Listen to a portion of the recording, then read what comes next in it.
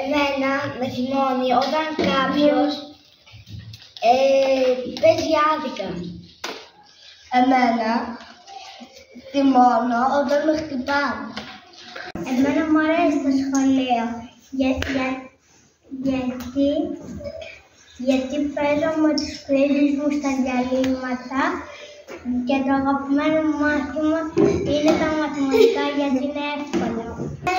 Στο σχολείο το αγαπημένο μου μάθημα είναι πληροφορική. Εσένα, Θάλια? Εμένα μου αρέσουν όλα τα μαθήματα. Και όλα είναι τα αγαπημένα μου. Εσύ, Σοφιάνα?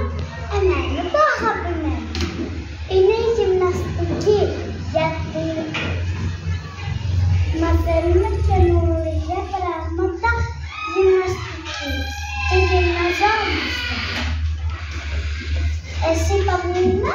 Εμένα το αγαπημένο μου μάθημα είναι η γλώσσα, γιατί είναι πολύ πανεύκολο να τα κάνεις ελεύθερος.